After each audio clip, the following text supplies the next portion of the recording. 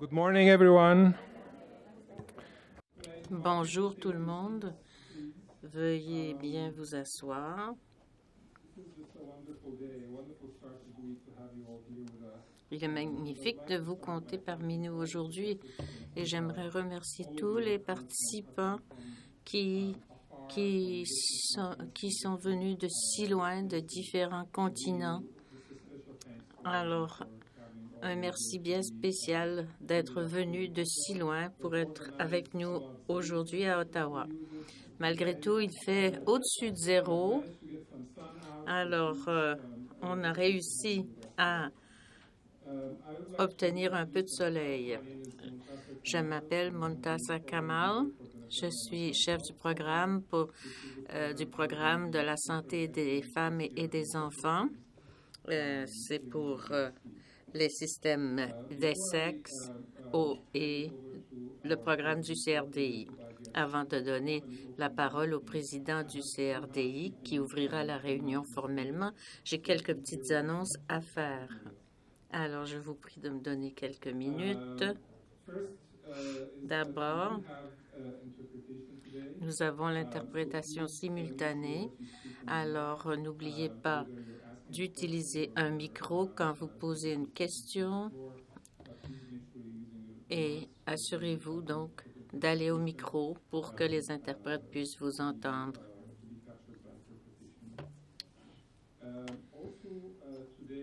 En plus, aujourd'hui, nous sommes webisés pour que d'autres collègues et professionnels qui s'intéressent à la question puissent suivre nos délibérations. Alors, encouragez bien tous les orateurs à être à temps parce qu'on a des heures particulières de prévues pour certaines personnes. Alors, je vous remercie tous de respecter cela. L'événement est aussi enregistré et sera disponible par la suite.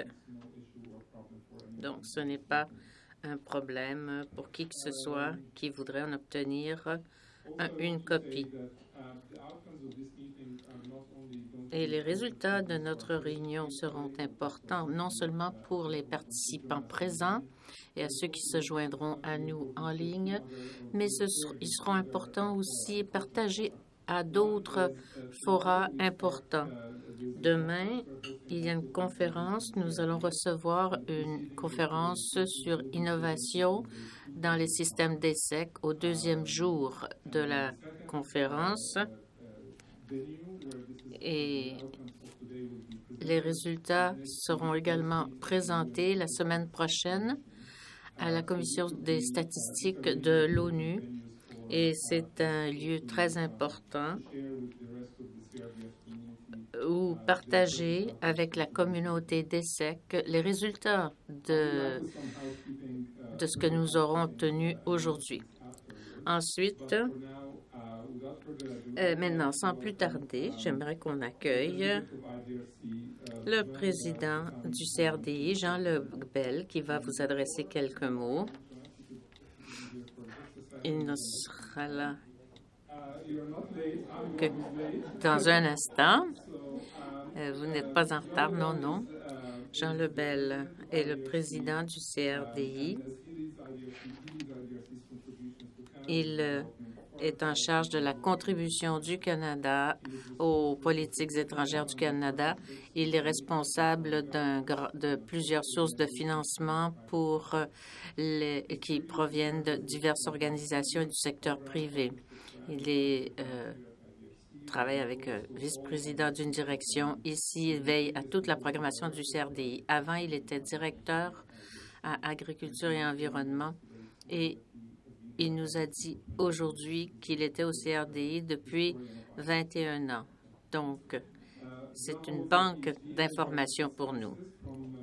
Joel est en Université de sciences à l'Université du Québec à Montréal, MASCI de l'Université McGill.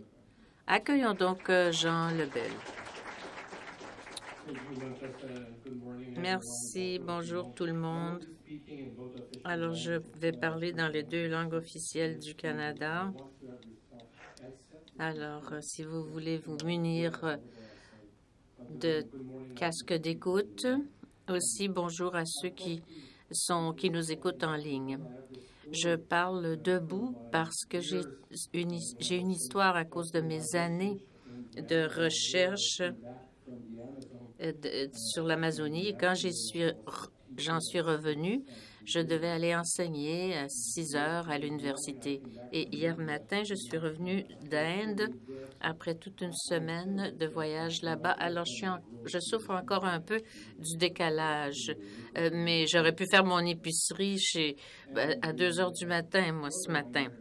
Alors, l'histoire, c'est que quand je suis revenue de l'Amazonie, j'ai donné mon cours et je souffrais vraiment du décalage. J'ai commencé à me sentir fatiguée. Je me suis assise derrière la table, j'ai continué de faire mon cours et je ne sais pas combien de temps il m'a fallu, mais ça a été assez long pour que ça soit remarqué par les étudiants. Je me suis fermé les yeux et j'ai commencé à cogner des clous. Et il y a un monsieur à l'arrière de la classe qui a dit, « Moi, je suis à l'université depuis 3 ans et j'ai vu des cours tellement ennuyeux que je me suis endormie, mais c'est la première fois où je vais à un cours et c'est le prof qui s'endort. » Alors, il est beaucoup plus facile pour moi de me tenir debout et ainsi, j'espère éviter de souffrir de mon décalage. Alors, bienvenue à tous. C'est maintenant Dr. Akhtar, qui est un bon ami du CRDI, et bienvenue à tous nos invités internationaux. Vous êtes les bienvenus. C'est un véritable plaisir pour moi pour vous accueillir pour cette discussion sur notre sujet et relier cela aux objectifs de 2030, parce que tout cela est crucial pour nous ici au Canada. Alors, cette conférence est un naturel pour nous et pour vous tous. Nous sommes fiers d'être l'hôte de cette conférence sur les systèmes d'ESSEC et le système de financement mondiaux.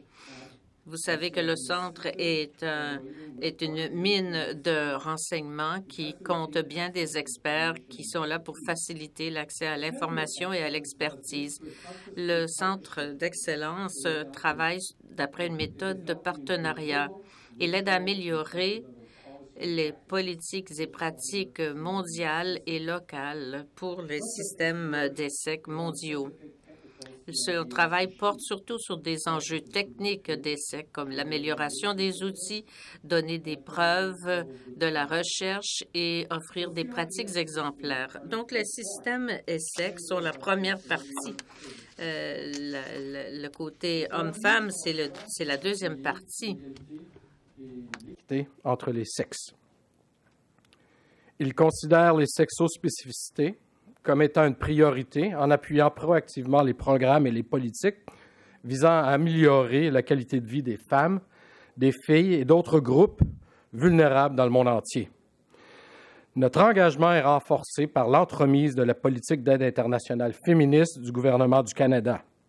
En effet, cette politique appuie l'autonomisation économique, politique et sociale des femmes et des filles et fait de l'égalité des sexes une priorité au profit de tous. Et toutes, je dirais. De plus, elle confirme l'engagement du Canada à soutenir la réalisation des objectifs de développement durable. L'objectif numéro 5, comme vous le savez, la réalisation de l'égalité des sexes et l'autonomisation des femmes et des filles, étant utilisé en guise de point d'entrée pour l'aide internationale du Canada. Cela permet au Canada d'être un chef de file dans ce domaine et de catalyser l'intervention dans le monde entier. Specifically, this morning, I would like to use my time. Donc, ce matin, j'aimerais utiliser mon temps avec vous pour consolider certains messages. D'abord, pourquoi sommes-nous tous ici? Comment allons-nous accomplir nos objectifs? Et Où sont les manquements sur lesquels on pourrait travailler ensemble et éviter d'être exclusifs, comme plusieurs d'entre vous le diront au cours des prochains jours? Le Centre d'excellence a convoqué cette réunion sur les systèmes d'Essex pour discuter du terrain à l'heure actuelle, évaluer les possibilités, les défis et identifier des mesures prometteuses qui pourraient aider à consolider les systèmes d'Essex pour capter les événements vitaux qui touchent les filles et les femmes. Ce travail est crucial pour l'impact que cela peut avoir sur les vies à l'échelle mondiale et aussi pour le rôle que ces systèmes devront jouer pour les objectifs durables de 2030 et pour l'égalité des sexes.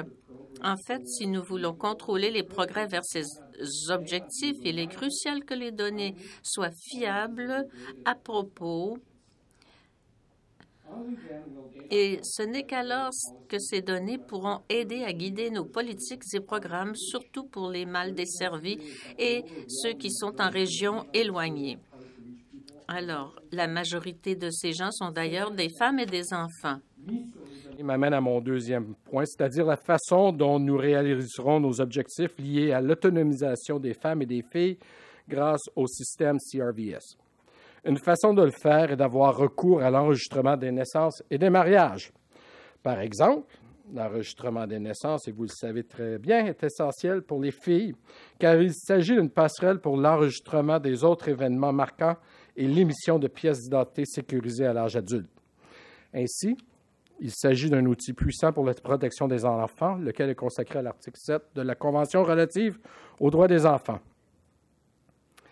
Les femmes, les filles et les autres groupes vulnérables ont absolument besoin d'une preuve d'âge et d'identité pour travailler, ouvrir un compte bancaire, obtenir un crédit, posséder une entreprise et aussi voter. Essentiellement, elles en ont absolument besoin pour être comparées et entendues. Réfléchissez à quel point ces documents sont essentiels pour atteindre l'égalité et l'équité entre les sexes. L'enregistrement des mariages aide les femmes à réclamer légalement leurs droits successoraux en cas de décès de leur conjoint. Quant au certificat de divorce, il facilite l'accès à une pension, à une retraite, à une pension alimentaire pour les enfants, à une juste part des biens acquis dans le cadre de l'union conjugale. My third point. Et mon troisième point, c'est sur ce qui nous manque. Il y a encore de grands vides dans les données et la profondeur des ressources. Et les preuves disent que les données sur les femmes et les filles sont moins souvent consignées que les données sur les hommes. Et si la mort des femmes et des filles n'est pas consignée, la cause de leur mort sera invisible, ce qui compromet l'aptitude des gouvernements et des décideurs à planifier des programmes efficaces pour prévenir les morts à venir. Et ceci arrive même dans les pays où il y a des systèmes relativement forts. Ce n'est donc pas une question de savoir-faire technique seulement, c'est aussi une question de ne pas traiter les femmes et les filles comme des citoyens de deuxième classe. Notre travail vise à faire de chaque femme et chaque fille et chaque enfant une personne importante. Tout ensemble, on voit que les inégalités en matière de statistiques vitales commencent souvent à la naissance et persistent tout au long de la vie jusqu'à la mort. Ces vides doivent être comblés et cette inégalité doit être corrigée. Salles s'unissent, nous pourrons faire des progrès significatifs. J'aimerais profiter de l'occasion pour souhaiter la bienvenue aux représentants de haut niveau du système des Nations unies, de la Commission européenne et de la Banque mondiale, ainsi qu'aux autres invités de marque dans cette salle. Nous avons hâte de tirer des leçons de votre expérience et de découvrir comment les choses dont vous discuterez aujourd'hui contribueront à faire progresser ce programme important. Enfin, le fait que toutes les personnes réunies ici aujourd'hui soient si compétentes indique à quel point cette discussion est importante et nous offre une excellente occasion de tirer profit de notre expérience, de notre capacité et de notre influence collective. I would like to particularly J'aimerais particulièrement remercier le Dr. Shamikha Agda des Nations unies, au secrétaire exécutif de la Commission économique et sociale pour l'Asie de l'ONU, pour être des nôtres aujourd'hui. C'est un honneur et un geste d'appui important des sujets qui seront discutés. Alors, c'est maintenant également le temps de vous présenter Celina Caesar-Chavannes, qui est la secrétaire parlementaire canadienne du ministre du Développement international et de la francophonie, et elle ne voulait pas être en retard. Monsieur Caesar-Chavannes a un BA en sciences de l'Université de Toronto et en gestion sur la santé, une maîtrise d'une école de Toronto. Elle a été nommée entrepreneur de l'année en 2012. Et en 2007, elle a reçu le Black Business and Professional Association prix d'entrepreneuriat. Après son élection au Parlement comme candidate choisie par la population de Whitby, en banlieue de Toronto, où mes filles jouent beaucoup au hockey. Je connais très bien ce secteur. Et en 2015, donc, Madame est devenue secrétaire parlementaire de ministre en 2017, lorsqu'elle a été nommée à son rôle actuel de secrétaire parlementaire au ministre des Affaires internationales et de la francophonie. Elle est une amie de longue date du CRDI. Elle connaît la recherche et la comprend parce que c'est ce qu'elle faisait avant de devenir députée. Elle a reçu l'année dernière le prix de championne de la santé mentale. Et aujourd'hui, c'est un honneur et un privilège qu'elle ait trouvé le temps de se joindre à nous. Alors, s'il vous plaît, accueillons-la chaleureusement pour écouter ses propos. Merci à tous.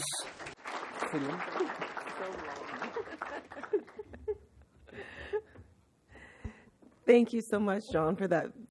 Merci, John, de vos gentils mots. Bonjour à tous et à ceux qui nous regardent sur l'Internet. Je suis honorée d'être ici au nom de Marie-Claude Bibeau, la ministre du Développement international et de la francophonie, pour parler des systèmes d'essai.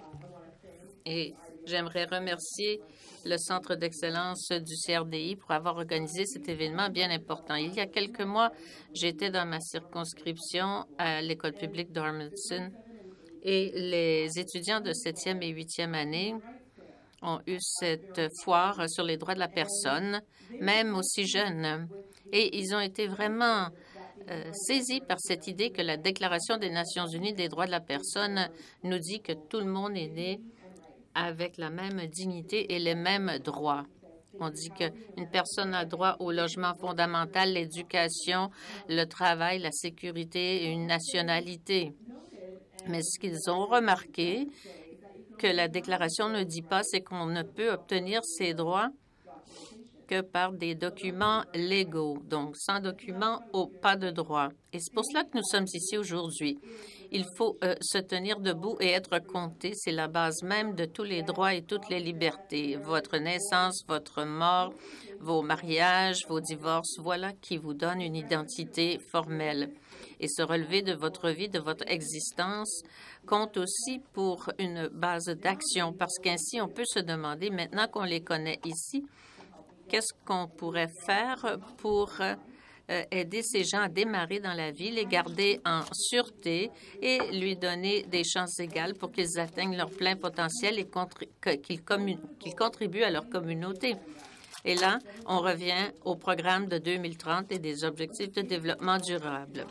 Le développement durable n'arrivera pas à moins que chaque personne participe à chaque aspect de la société. C'est pourquoi l'objectif 16 porte spécifiquement de l'identité légale pour tous, y compris l'enregistrement à la naissance. À l'heure actuelle, 25 de la population mondiale vit dans des pays où plus de 90 des naissances et des décès sont enregistrés. La plupart de ces pays sont à revenus élevés. De la bureaucratie. Cela veut dire que partout dans le monde, des millions de personnes vivent leur vie sans laisser de traces officielles. Mais qu'est-ce que cela signifie? Si votre naissance n'est pas enregistrée, si vous n'avez pas le document officiel et nécessaire, cela signifie que vous ne pouvez pas recevoir des services essentiels. Vous ne pouvez pas aller à l'école. Vous ne pouvez pas recevoir de soins médicaux. Vous ne pouvez pas voter. Vous ne pouvez pas ouvrir de compte de banque ou obtenir un prêt d'un établissement financier. Vous passerez entre les mails des systèmes d'aide et la planification nationale sera faussée. Et parce que tant de portes vous seront fermées, vous n'aurez peut-être pas la possibilité de réaliser votre plein potentiel. Ces répercussions sur les groupes marginalisés, comme les femmes et les filles, sont absolument dévastatrices, surtout quand il s'agit de faire progresser leurs droits et de promouvoir leur légalité. Sans donner, la femme et les filles sont plus à risque d'être victimes de la traite de personnes, d'être mariées en bas âge ou de force, d'être victimes de violences sexuelles ou fondées sur les genres, et de mourir en bas âge. Dans certains pays, les femmes ne peuvent pas hériter d'une propriété ou enregistrer leurs enfants sans document qui prouvent leur mariage ou leur divorce. Et ces conditions désavantageuses sont transmises à leurs enfants. Canada's feminist La politique féministe du Canada reconnaît que le progrès économique des femmes est basé sur l'avancement de leurs droits et l'habilitation des femmes et des jeunes filles. Si vous voulez éradiquer la pauvreté, il faut leur donner des droits. Si vous voulez accroître la croissance économique, investissez dans des femmes. Le but du Canada est de veiller à ce que d'ici 2021-2022, que non moins de 95 de l'aide bilatérale de développement cible ou intègre l'égalité des genres et l'habilitation des femmes et des filles. Ce qui veut dire qu'elles doivent contrôler leur propre corps et faire leurs propres choix reproductifs et sexuels, et elles doivent aussi parler pour elles-mêmes. Selon le Canada, il faut commencer par protéger ou assurer l'accès des femmes et des jeunes filles à différents mécanismes de protection sexuelle. Donc, le gouvernement offrira des millions de dollars pour la planification des naissances, les avortements, les soins après l'avortement, l'accès égal des garçons et des filles et l'élimination de la violence basée sur les genres. Dans quoi s'inscrit le CRDI dans ce programme? Eh bien, dans tous les aspects. Nous voulons éliminer toutes les barrières auxquelles font face les jeunes filles. Sans les statistiques de l'État civil, nous ne pouvons pas établir de politique nationale qui tienne compte des genres et qui réagissent aux besoins des femmes et des filles. Et sans des données de référence, il est impossible de mesurer nos progrès de façon valable. Donc, bien que les statistiques de l'État civil sont un point de départ important pour le développement des choses les plus importantes que nous puissions faire pour tous, y compris les femmes et les filles.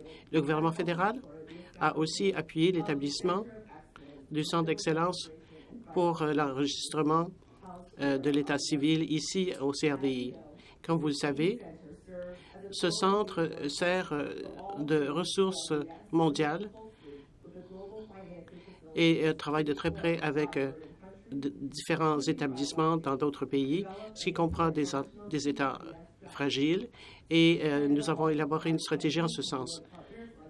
Nous avons aussi des partenaires comme l'UNICEF. Nous pouvons collaborer au niveau national et local.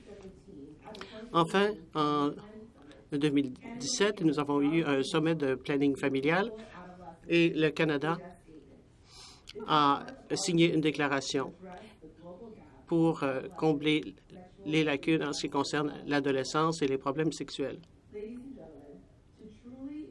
Mesdames et messieurs, pour vraiment veiller à ce que les femmes et les filles ne soient pas laissées pour compte, il faut quelque chose qui permet de démasquer tous les préjugés basés sur les genres. Je vous invite avec vos partenaires à atteindre cet objectif. Merci beaucoup.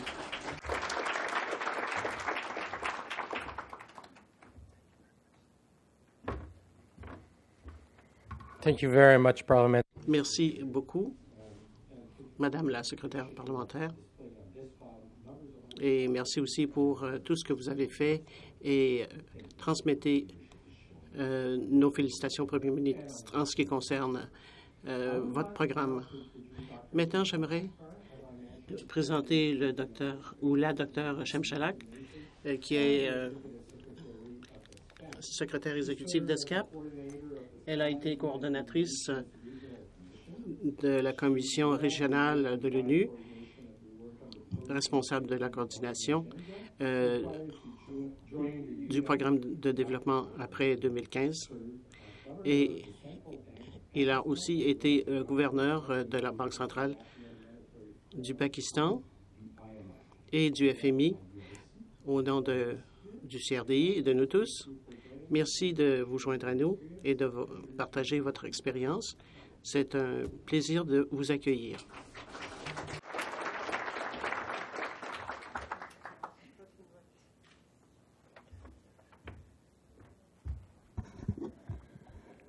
President of IDRC. Monsieur le Président du CRDI, Madame la secrétaire parlementaire, c'est un grand plaisir de vous rencontrer et distingués délégués. Je suis très heureuse de revenir au Canada. Je suis venue il y a longtemps, mais c'est ma première visite au CRDI. J'ai lu beaucoup de publications du CRDI. Et nous sommes tous fiers du travail du CRDI. Je dois dire que l'une des raisons pour lesquelles je suis venue au Canada, c'est son leadership. J'ai été fascinée par le discours du premier ministre Trudeau. Ça a été très impressionnant. Il est très inusité que des leaders internationaux présentent des faits de base. Je dirais que son discours était véritable et quelque chose de très sérieux. Donc, nous sommes très heureux d'être affiliés à l'ESCAP de l'ONU. C'est la première fois que je viens depuis que j'ai assumé mes fonctions à ESCAP. Alors, j'ai le grand plaisir d'être ici à Ottawa, sauf pour le climat froid. J'aimerais mieux qu'il fasse plus beau, mais je pense qu'il y a quand même de la verdure parfois. Je suis déjà venu dans d'autres contextes. Donc, c'est un plaisir pour moi de parler à ce panel de haut niveau et de vous parler des statistiques. Et je vais vous parler brièvement, donc, de ce qui a déjà été dit en ce qui concerne l'importance de CRVS. Mais je veux mettre l'accent sur ce qui se passe en Asie-Pacifique et ce que nous avons fait ou comment nous sommes intervenus dans ce dossier. En ce qui concerne le point de vue des Nations unies, Les systèmes RDS nous permettent de protéger les droits humains. Je dois dire que je viens d'une partie rurale du Pakistan. Bien que je suis né dans une ville,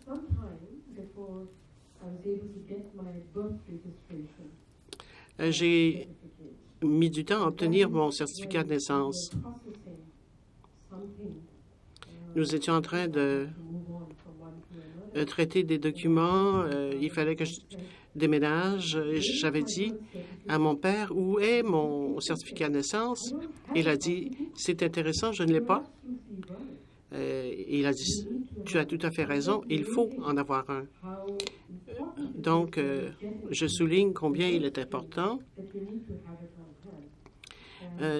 d'avoir quelque chose, surtout lorsqu'on commence à travailler. Et Dieu merci, les documents existaient dans la ville pakistanaise où je suis né. Je voulais vous le mentionner parce que c'est un véritable problème.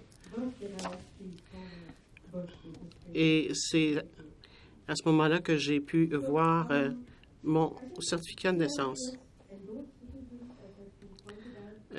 Comme je l'ai dit, l'ESSEC permet de donner une entité légale à quelqu'un, leur permet de travailler. On peut aussi prouver la propriété foncière. On peut réclamer certaines choses. On peut avoir aussi accès au système judiciaire. Nous avons un avocat très connu au Pakistan qui malheureusement est décédé. Et elle avait évidemment reconnu l'importance de ceci. C'était une amie à moi, une collègue, et elle était militante en droits humains. Et elle m'a dit que sans obtenir des documents officiels, il est très difficile de faire quoi que ce soit. Donc, il y a aussi l'accès à un héritage.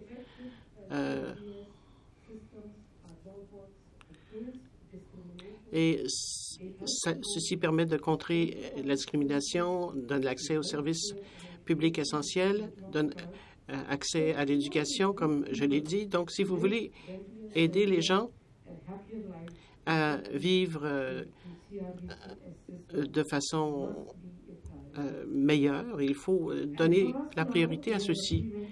Et maintenant, nous avons une condition préalable avant d'obtenir le développement durable.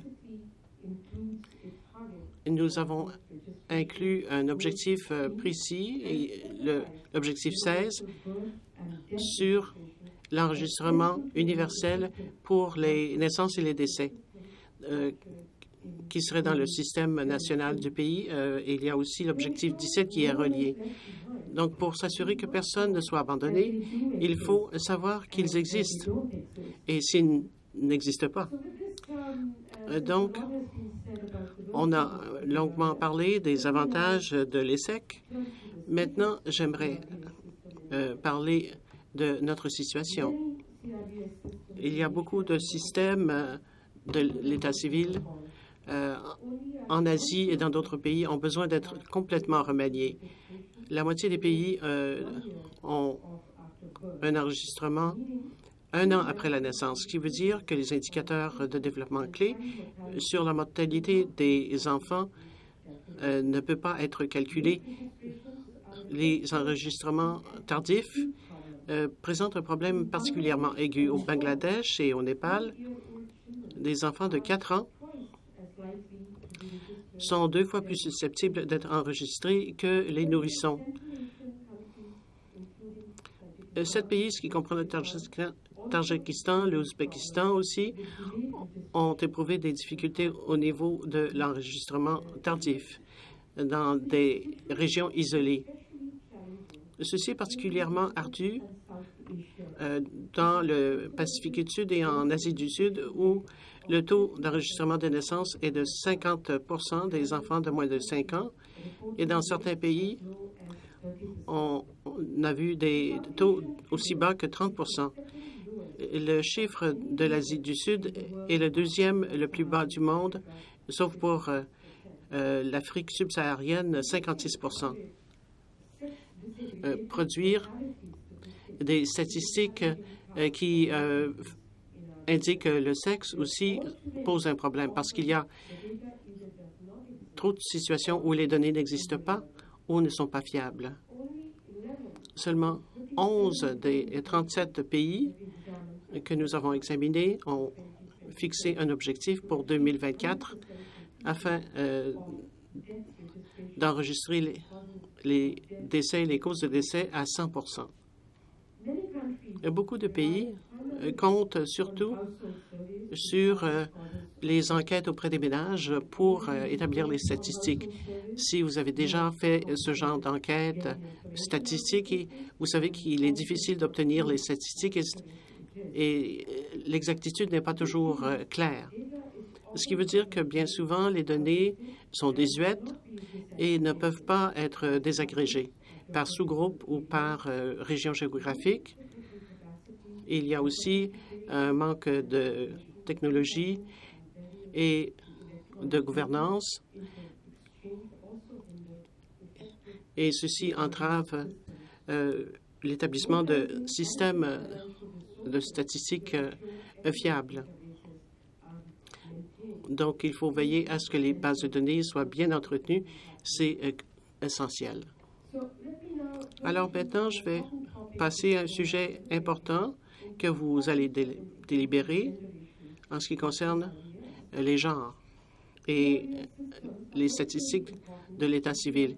Ceci est particulièrement important pour réaliser l'égalité des genres, bien sûr, et les femmes et les filles sont bien souvent la majorité, donc il faut des données désagrégées par sexe et par région. Mais bien souvent, tout devrait commencer à la naissance. Ensuite, il y a le mariage, comme l'a dit Son Excellence, et jusqu'au décès. Je vais vous donner quelques exemples de l'importance de l'ESSEC. D'abord, un cadre juridique qui fait la discrimination contre les femmes, comme au Bhoutan ou au Népal. Les naissances ne peuvent pas être enregistrées sans le nom du père ou du grand-père. Un cadre juridique modernisé permettrait énormément d'améliorer le système d'enregistrement ou le taux d'enregistrement. Il faut aussi reconnaître les stigmates liés au fait que certaines naissances ne sont pas dans le cadre d'un mariage, ce qui veut dire qu'il y a une sous-représentation, ce qui veut dire que nous avons besoin d'avoir une idée complète ou un portrait complet de la situation. Deuxièmement, l'enregistrement est important pour prévenir les mariages en bas âge. Ce sont des éléments clés qui prouvent l'inadmissibilité d'un mariage pour une jeune fille qui est trop jeune. Quatrièmement, améliorer le mariage ou l'enregistrement du mariage et des divorces, qui pourrait aussi réduire l'iniquité auquel font face les femmes adultes. Par exemple, un certificat de mariage donne les preuves nécessaires pour, par exemple, faire un héritage si le conjoint décède. Cinquièmement, il y a aussi les décès de femmes qui ne sont pas toujours signalés. Ceci permettra au gouvernement d'identifier les causes de décès qui sont désagrégées par sexe. Alors, que faisons-nous? Eh bien, il y a des initiatives prometteuses dans toute la région dont je peux vous parler. Il ne fait pas de doute qu'il y a de grands défis à relever, mais il y a aussi beaucoup d'efforts qui ont été déployés par des pays de l'Asie-Pacifique pour renforcer les systèmes ESSEC. C'est ce que dont nous avons parlé à notre réunion ministérielle. J'ai vu qu'il y a beaucoup de gens qui sont au courant et tout le monde parlait d'avoir des systèmes viables ESSEC. Je vais donc souligner quelques points au sujet d'une très grande région, ASEAN. Le groupe le plus développé a lancé une initiative pour promouvoir l'enregistrement universel des naissances pour accroître la reconnaissance des droits de base, ce qui comprend les groupes vulnérables, comme les demandeurs d'asile et les réfugiés, pour veiller à ce que l'enregistrement et la citoyenneté soient accessibles, quel que soit leur genre des personnes qui le demandent dans les pays d'Asie du Sud. Il faut plus de mesures et dans certaines républiques, nous avons vu que l'enregistrement civil peut être utilisé pour promouvoir le changement en ce qui concerne, par exemple, 90, où le taux de naissance a atteint un niveau record. On sait qu'il y a eu des avortements dans certains pays parce qu'on voulait faire la sélection du sexe. Il y a eu un tollé par la suite et les politiques ont été modifiées et la tendance a été inversée au cours des 10 dernières années. C'est là le pouvoir de l'ESSEC. Au niveau régional, en 2014, certains pays ont déclaré qu'il y aurait l'enregistrement universel et l'établissement de l'État civil d'ici 2024. Certains d'entre vous, je pense, étaient présents à ce moment-là et je suis heureuse de vous dire que nous n'avons pas perdu cet élan et nous allons redoubler d'efforts. D'ici 2024, nous avons l'ambition d'obtenir l'enregistrement universel des naissances, des décès et d'autres événements vitaux. Fournir à tous une preuve d'identité légale et améliorer les documents d'enregistrement pour produire et partager une statistique de l'état civil acceptable. Donc, en Asie du Pacifique, tout ceci se reflète dans des initiatives mondiales ainsi que dans les plans de développement nationaux. La plupart des pays dans notre région ont établi un ESSEC national, ont coordonné les efforts, évalué les systèmes actuels et ont établi des stratégies multisectorielles pour l'amélioration des services. Il y a aussi des objectifs ambitieux qui ont été fixés pour améliorer l'enregistrement des décès et des naissances. Pour l'enregistrement des enfants de moins de 5 ans, le Bangladesh était à 25 en 2014, mais a fixé un objectif de 100 d'ici 2024.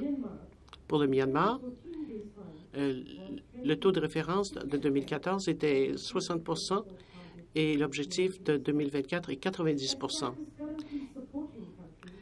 ESCAP appuie plusieurs pays à l'heure actuelle pour ces documents officiels pour la toute première fois. Ces rapports permettent d'obtenir une source de données valable sur la fertilité, la mortalité et d'autres indicateurs qui doivent être offerts ou fournis plutôt dans nos initiatives statistiques et dans nos efforts de développement dans le cadre de l'architecture générale. Donc, nous sommes dans une position unique parce que ce sont des engagements intergouvernementaux qui ont été pris et nous pourrons donc établir un cadre pour surveiller les progrès. ASEAN ne sera plus une région où il faudra utiliser des sondages ponctuels pour obtenir des renseignements critiques. Il faut plutôt mettre sur pied des systèmes qui permettent de recueillir des données ponctuelles. Nous comptons sur le gouvernement, mais aussi sur la société civile, le secteur privé, et d'autres utilisateurs de statistiques. Alors, permettez-moi de conclure maintenant.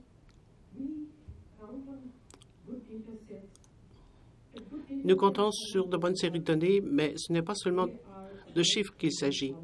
Il s'agit de modifier des politiques et des mentalités pour que les femmes et les filles fassent partie du tableau. Le mot invisible est le bon terme et rendre visible l'invisible est la bonne direction à prendre. Il faut leur donner une identité légale. Il faut veiller à ce qu'elles comprennent quels sont leurs droits. Et ensemble, je pense que nous pouvons leur offrir plus de soutien. Nous avons ici la possibilité historique de faire une contribution importante à l'égalité des genres en améliorant le SEC et à veiller à ce que tout le monde soit compté. Et ensemble, il faut le faire. C'est pour cette raison que je suis ici au CRDI et que je compte sur notre partenariat avec le Centre d'excellence.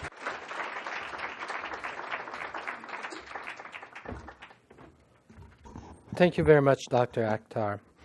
Next, I would like to introduce. Maintenant, j'aimerais vous présenter Jean-Louis Ville,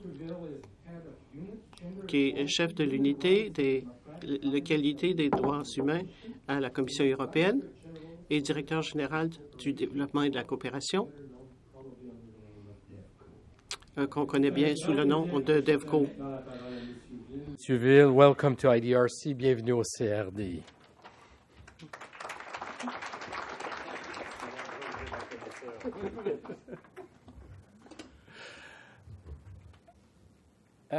Good morning, everyone. Now, bonjour à tous. D'abord, c'est un grand honneur de faire partie de ce distingué panel. J'ai quelques défis à partager. Si je déborde de mon temps, vous devez m'arrêter. Deuxièmement, je dois apprendre à utiliser cet appareil. On m'a dit que je peux changer de langue durant le discours, mais ça pourrait être difficile pour les interprètes. Donc, je vais faire mon possible. D'abord, comme je l'ai dit, je suis très heureux d'être parmi vous. Bien que l'Union européenne, comme on dit ici, est un grand donateur, c'est quand même un donateur important en ce qui concerne l'État civil. Nous commençons à peine à nous joindre au groupe de réflexion concernant l'identification. Alors, je suis assez humble ici. Je ne ferai même pas semblant de savoir tout ce qu'il faut faire. Et je vais vous expliquer pourquoi il faut le faire. Vous êtes très en faveur de l'enregistrement civil et nous prenons très au sérieux l'objectif qui a été fixé en ce sens.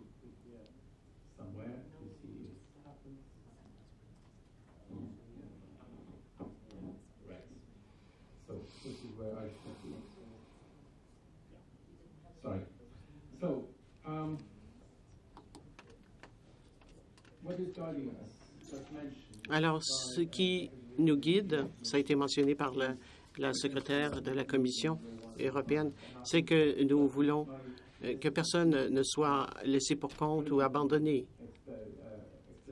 Ceci, en quelques mots, veut dire qu'il faut bien sûr inclure tout le monde si nous voulons atteindre l'objectif d'ici 2020. Alors, qu'est-ce qui nous guide? C'est d'avoir un programme d'enregistrement civil exhaustif et avoir la capacité d'enregistrer, comme on l'a déjà dit, toutes les naissances, suivre toutes les statistiques de l'État civil et aussi enregistrer les mariages, les divorces et les décès. Tout le monde est touché, les femmes, les filles, bien sûr, mais aussi les enfants, les minorités, les personnes handicapées, les personnes déplacées. Et nous avons certainement besoin aussi d'aborder les différentes facettes de la discrimination auxquelles font face des personnes vulnérables et des groupes marginalisés. Comme vous l'avez dit, Madame la secrétaire parlementaire, s'il n'y a pas de papier, il n'y a pas d'existence, pas de droit. Et bien sûr, c'est au cœur de toutes nos croyances à l'Union européenne. C'est une question de bonne gouvernance pour établir de meilleures politiques au bénéfice de tous les citoyens. Alors, je vais changer de slide et je vais essayer de passer en français. Je laisse la présentation en anglais. De toute façon, je n'ai pas de version anglaise française de la présentation, ce qui permettra de vous y retrouver dans mes explications. Alors, pour nous, l'identification est absolument une base nécessaire pour toutes nos initiatives de développement. Et pour ceci, nous avons un double cadre. Un consensus que nous appelons le consensus européen pour le développement, qui a été adopté l'année dernière, qui engage non seulement les institutions, mais aussi nos États membres. Donc, les 28 pour le moment, 27 demain, mais OK, on va parler à 28.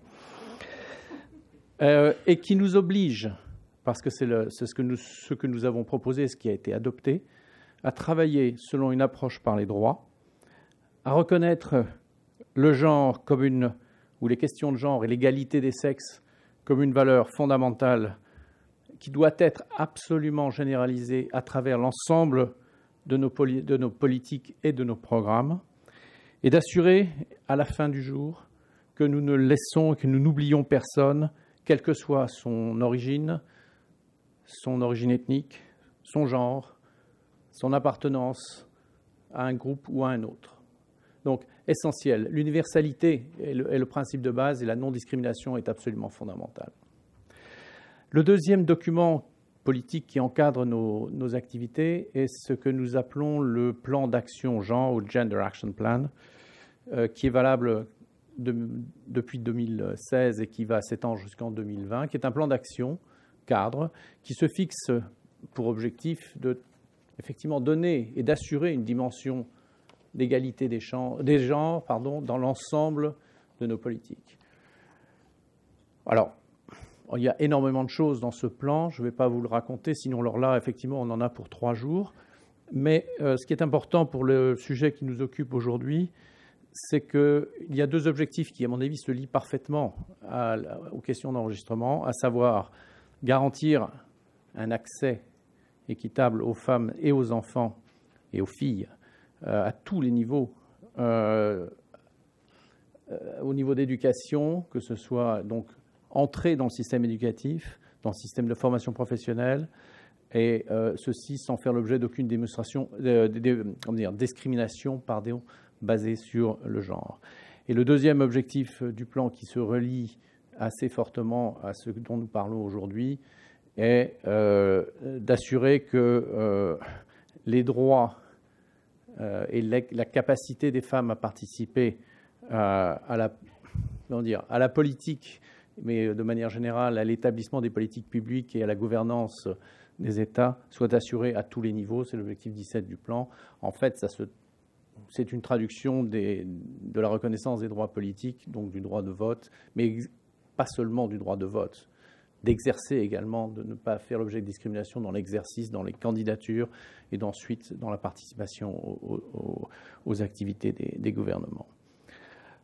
Alors évidemment, assurer que l'ensemble des femmes et des filles sont bien enregistrées dès la naissance, identifiées comme telles, est une condition de base pour la mise en œuvre de nos politiques.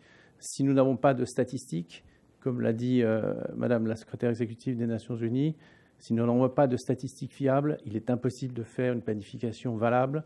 Nous ne savons pas combien de personnes devront bénéficier d'éducation, auront besoin d'un système de santé, etc. Tout ce qui en découle est logiquement derrière cela. Donc, c'est pour nous essentiel de So, we must, this is all essential. Ou quels sont les principes qui guident nos... Je ne sais pas très bien où j'en suis. Ah oui, voilà. Oui, donc il faut que je saute encore une. Voilà. Qu'est-ce que nous essayons de faire? Qu'est-ce qui guide en fait notre activité ou les financements que nous donnons en matière d'enregistrement? Nous pensons que l'état civil ou l'enregistrement des faits principaux, des faits principaux de la vie des personnes doit être traité comme un sujet en tant que tel, et non pas uniquement comme c'est souvent le cas, et bon, on le fait aussi, hein, soyons clairs, comme un sous-produit ou un sous-objectif d'un autre projet. Personnellement, ça fait 7 ans que je travaille dans cette unité. J'ai vu passer beaucoup de projets d'assistance électorale, comme on les appelle pudiquement, qui consistent en fait à préparer les élections pour un certain nombre de pays partenaires. Voilà, à leur demande, bien sûr, mais disons à les aider. Qu'est-ce qu'on fait dans ce cas-là? Le premier constat, c'est de dire nos listes électorales ne sont pas à jour, il faut les mettre à jour. Bien, mais il y a 5 ans, on avait déjà fait quelque chose dans ce domaine-là. On avait établi des listes avec vous, avec des technologies avancées, etc. Qu'est-ce que c'est devenu? Rien, parce qu'en fait, elles n'ont pas été mises à jour depuis 5 ans. Donc, on s'occupe en fait de la mise à jour des listes électorales lorsque les élections arrivent. Ce qui est bien en soi, mais comme chacun sait, dans ce laps de temps, un certain nombre de choses se sont produites. Deuxième chose, on ne regarde qu'une partie de la population, puisque, a priori, les personnes de moins de 18 ans ne sont pas enregistrées, puisqu'elles n'ont pas le droit de voter, enfin, en général. Mais donc, toute cette partie-là est complètement mise de côté. Donc, on a un espèce de trou noir de 0 à 18, et puis de 18 à 65, 70, jusqu'à côté de ces personnes. Donc, on est très souvent conduit par l'urgence. Je veux dire par là qu'on traite d'enregistrement, et là, on dit, mais bon, puisqu'on fait ce recensement pour les élections, on pourrait essayer de l'élargir. Il faudrait en profiter pour faire plus. Oui, très bien, mais c'est un investissement que l'on fait, que l'on répète. Donc, on a un peu tendance à tomber dans l'urgence, on va dire, dans l'immédiat, pour résoudre un problème certes important, parce que la vie démocratique est un problème ou quelque chose d'important qu'il faut soutenir, mais que, d'une manière ou d'une autre, on revient reprendre de manière cyclique sans se préoccuper d'un système plus global, plus en amont, qui permettrait de couvrir tout. Bon, j'insiste peut-être un peu trop sur cet exemple-là, mais j'en ai vu tellement de cas, et on répète la même histoire et on reconduit la même erreur de manière régulière. I think we also need to stop working in silos. On doit également cesser de travailler en silo. Alors, comme donateur, c'est difficile pour nous de trouver des acteurs, des partenaires pour tous les aspects de l'enregistrement.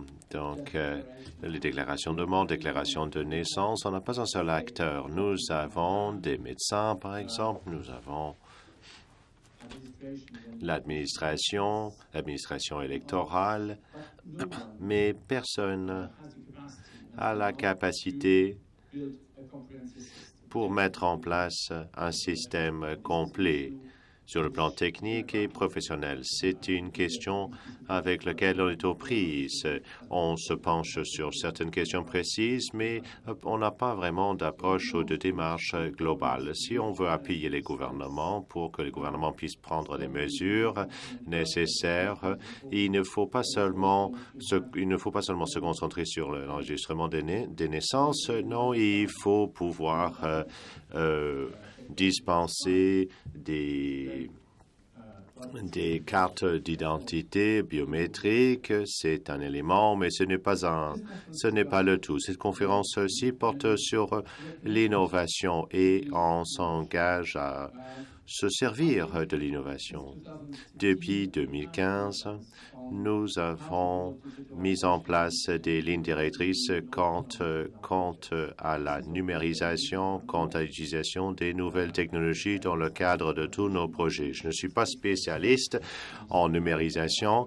Vous voyez comment j'ai du mal avec la technologie ici aujourd'hui, mais il y a des possibilités qu'il faudrait peut-être saisir, qu'il faut saisir en fait, et qu'il faut trouver des façons différentes pour nous permettre de nous occuper de ces questions. Quand on parle des régions éloignées, alors il faudrait qu'on mette à contribution les technologies Merci, le Président. Vous me signalez que je dois bientôt arrêter. Mais la technologie ne peut pas remplacer une administration compétente pour autant. Donc, le mythe que la science va nous permettre de surmonter des questions politiques est un mythe.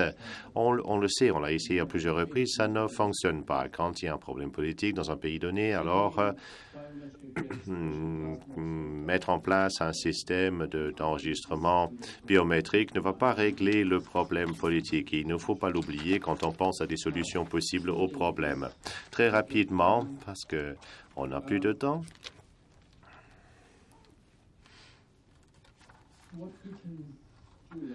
Alors, qu'est-ce qu'on peut faire? Et on le fait déjà, vous le voyez. On est actif dans l'Afrique subsaharienne. On travaille précisément sur les projets d'enregistrement civil. Il y a un processus de migration. Il y a des problèmes de sécurité.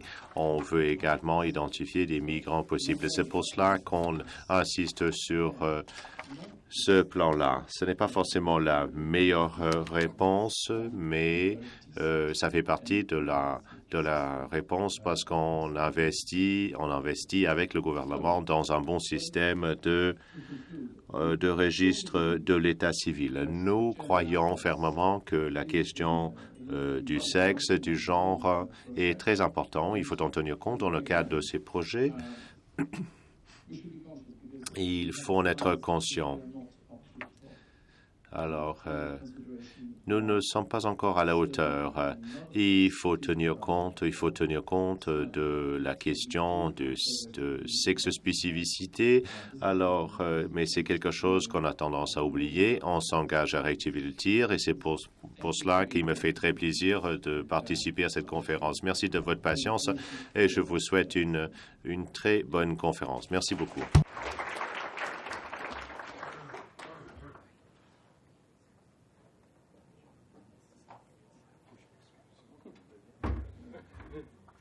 Thank you very much, Jean-Louis. Et merci, Jean-Louis. Un parlementaire qui a d'autres fonctions aujourd'hui au Parlement. Alors, our next speaker. Notre prochain conférencier est Madame José Pérez. Madame Pérez est secrétaire adjoint recensement et bureau de coordination technique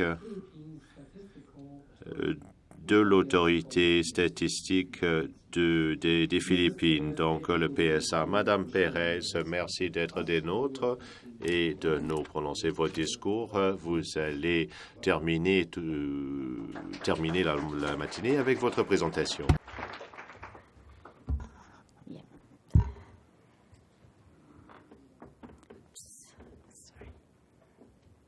Sorry. I'm really nervous. Moi, je suis un petit peu nerveuse parce que je n'ai plus accès à mon dossier. En fait, mon ordinateur est tombé en panne. Bonjour, au nom de l'autorité des statistiques des Philippines et de notre statisticien en chef, j'aimerais remercier le Centre d'excellence de nous avoir invités aujourd'hui. Alors,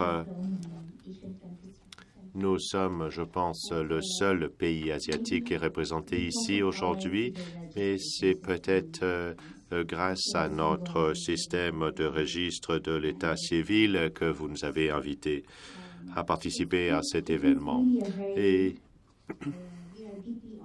c'est un honneur pour nous et on est ravis de participer à cette tribune, à cette conférence aujourd'hui. Alors, les poursuites et la préparation des registres aux Philippines pendant la période de l'occupation espagnole en 1898 a mené à la création du système d'établissement de registre de l'état civil aux Philippines. Alors, et le système d'inscription a été renforcé par la suite et ensuite c'est devenu un atout pour les Philippines. C'est un atout pour la plupart des Philippins, parce que qui aurait pensé que pendant cette période, que beaucoup de Philippins allaient quitter les Philippines pour s'établir ailleurs dans le monde. Et les documents cruciaux, c'est-à-dire les documents d'état civil, sont en fait les documents importants dont ont besoin les Philippins pour sortir du pays, pour quitter le pays. Alors, aujourd'hui, il y a des millions de Philippins, y compris des femmes et des enfants, qui dépendent de notre agence pour obtenir les documents de l'état civil pour pouvoir se procurer un passeport et avoir accès à l'éducation. Le PSA, comme on l'appelle, est connu comme étant la source de documents de l'état civil et on le connaît pour cela plutôt que pour les statistiques que nous générons. The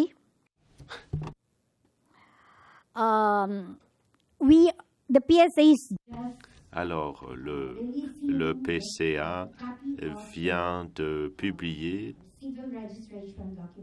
en fait, émet des copies des documents d'état civil aux Philippins qui ont fait la demande, mais on n'est pas impliqué dans l'inscription de ces données. Alors, ça veut dire que nous faisons face à plusieurs problèmes, plusieurs difficultés au sujet de l'inscription de l'état civil. Autrefois, il y avait un taux d'inscription très faible pour les naissances, les décès et les mariages. Mais grâce à notre partenariat avec les gouvernements locaux, aux Philippines et avec les départements de ces gouvernements, nous avons su mener à bien des activités qui ont rejoint les foyers et qui leur ont permis d'inscrire les naissances de leurs filles, fils et même de leur propre naissance des fois, et donc d'obtenir les documents de l'état civil. Aujourd'hui, 98% des naissances sont inscrites et 90% des mariages sont inscrits. Malheureusement, le taux d'inscription des décès s'élève à 88% seulement. Pourquoi? Parce qu'il y a certaines tribus, dont les tribus musulmanes, qui ne croient pas. Alors, eux, ils ne croient pas à cela. Eux, ils enterrent les décédés sans inscrire le décès du défunt. Alors, ce sont les difficultés auxquelles on fait face, ou quelques-uns des problèmes auxquels on fait face, mais nous avons un partenariat très fort avec les gouvernements locaux. Nous avons également des partenariats à l'international. Et l'expérience d'autres pays nous aide à améliorer notre système de registre de l'état civil aux Philippines. Nous envisageons également de nous servir de notre système et établir un lien entre le système et le système de carte d'identité qui est proposé aux Philippines. Le projet de loi n'a pas encore été adopté, mais le Congrès et le Sénat sont tous les deux d'accord pour que le PSA s'occupe de ce système d'identité nationale, parce que nous nous occupons déjà du système d'inscription de l'état civil. Mais il y a beaucoup d'opposition politique, par exemple, parce que s'occuper de cette carte d'identité va nous donner beaucoup de pouvoir. Et ensuite, nous devons également aider les gouvernements locaux qui s'occupent de l'inscription. Il faut renforcer leurs capacités. Dans certains cas, il faut les former pour améliorer le système d'inscription. Alors, à l'heure actuelle, nous sommes en train de parler avec le Sénat pour savoir comment on peut aider les registraires des gouvernements locaux. C'est peut-être un projet très ambitieux, mais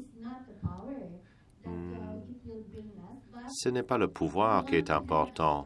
Nous voulons nous doter d'un système d'inscription de l'état civil robuste. Et parce que nous savons que le système d'inscription est crucial, est essentiel. Les documents qui en découlent sont des documents légaux qui sont très importants pour les familles et qui permettent à ces familles de justifier ou de prouver leur identité donc, et jouir de tous leurs droits. On sait qu'à l'avenir, il va y avoir certains problèmes, certaines difficultés, mais si nous continuons à avoir de bons partenariats, si nous continuons à participer aux tribunes, aux consultations, alors nous savons que le système d'inscription de l'état civil, le CRVS, comme on l'appelle, va rester robuste et ferme, solide plutôt pour les Philippines. Et j'aimerais terminer en remerciant le Centre d'excellence de nous avoir invités à participer à cette conférence parce qu'on sait que les informations que nous allons glaner de cette réunion, cette conférence, sera très important pour nous élaborer, pour renforcer notre système d'inscription aux Philippines. Merci beaucoup. Well, thank you very much. Merci beaucoup, Madame Pérez, de nous avoir donné la possibilité de savoir un peu plus de ce qui se passe sur le terrain et de nous parler, en fait, de votre contribution à cette question-ci. Je pense que c'est un bon départ pour la conférence. Je remercie à tous nos conférences de nous avoir fait part de leur expérience, de leur réussite, de leurs échecs également, collectivement aujourd'hui. Vos contributions vont être un tremplin pour l'avenir. Heureusement pour vous, c'est la dernière fois que je vais m'adresser à vous aujourd'hui. Donc, j'aimerais saisir cette possibilité pour vous remercier de votre présence, de votre participation et de vous souhaiter la bienvenue au CRDI. Mais bien entendu, il faut que je vous raconte une petite histoire au sujet de l'inscription de l'état civil. C'est une histoire plutôt personnelle. Quand j'étais à l'université, moi, j'étais en train de faire des recherches à la bibliothèque. J'ai constaté par le biais des registres de l'état civil que dans ma province natale, au Québec, 95% catholiques, plutôt francophones. Alors, jusqu'à très récemment, toutes les inscriptions des naissances, des décès, etc., ont été effectuées par l'Église. Alors, j'ai constaté que le premier, mon ancêtre, en fait, qui est né au Canada, au Québec, en 1600 et quelques, il s'appelait Jean Lebel. Et quand j'ai regardé les autres données qui avaient été numérisées, l'inscription avait été faite le 23 janvier, et c'est ma date de naissance, à moi. Et je me suis dit, mon Dieu! Et au laboratoire, il y avait un statisticien en visite qui travaillait pour le CNRS en France. Alors, je me suis adressé à Guy, j'avais 20 ans, et je lui ai dit, alors, quelle est la possibilité que le premier Lebel arrivé en Amérique du Nord s'appelait Jean et qu'il est né le même jour que moi. Il dit, écoutez, les statistiques et la probabilité n'ont rien à voir avec cela, vous savez. Ça a été sa réponse. La seule conclusion, la seule conclusion possible, c'est que le comportement sexuel des Lebel ont évolué en 400 ans. J'aimerais demander à notre maître de séance à revenir au podium. Journée et quelques jours pour certains d'entre vous. Merci beaucoup.